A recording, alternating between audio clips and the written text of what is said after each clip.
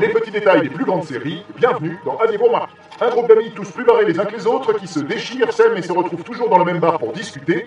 Non, ce n'est pas Friends, mais bien How I Met Your Mother, désolé pour mon accent, une série qui vous aura sans doute tenu en haleine et dont on décortique les petits détails avec vous. Et commençons par le commencement et le générique d'ouverture. Un début qui restera le même pendant les 9 saisons ou presque, puisqu'il est légèrement différent à 5 occasions.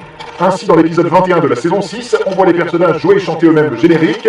L'épisode 11 de la saison 9 rejoue le thème avec une boîte à musique.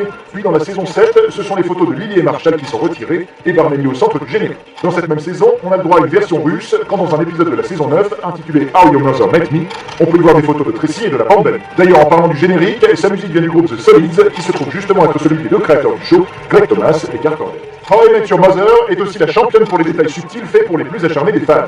Ainsi, seuls les plus observateurs auront remarqué dans l'épisode 13 de la saison 6 un petit compte à rebours qui nous amène jusqu'à la fin. Jugez vous-même. Tout au long de l'épisode, on peut apercevoir des nombres s'égrénant de 50 marqués sur un calendrier jusqu'au 1 affiché sur un taxi ici. C'est assez dingue. En plus de tout ça, on a compté qu'avant de rencontrer la mère de ses enfants, elle sort avec pas moins de 29. Autre moment fou de la série, dans l'épisode final de la saison 2, au moment où Robin dispute tête pour avoir mis une bague dans sa coupe à champagne.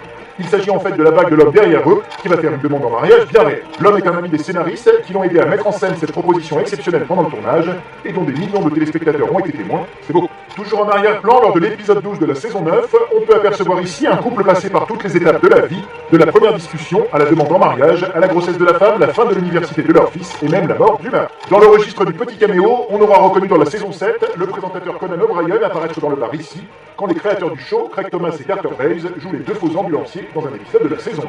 Les deux hommes ont même le droit à des maillots de hockey à leur nom ici, tout comme l'interprète de Robin, Cobie Smulders, juste le fameux McLaren Pub, dans lequel se retrouvent les amis, est un peu un caméo à lui tout seul, puisqu'il prend son nom à l'un des producteurs du show, Karl McLaren.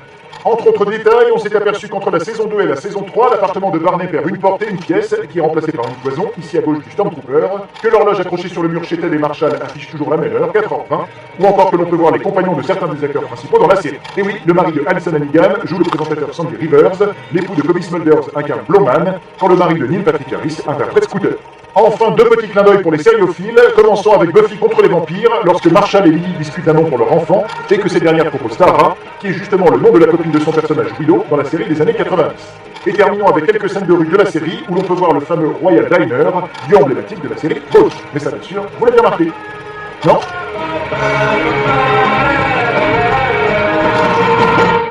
Retrouvez cette série à regarder chez vous sur notre nouvelle application Allocinéum, disponible sur smartphone et tablette.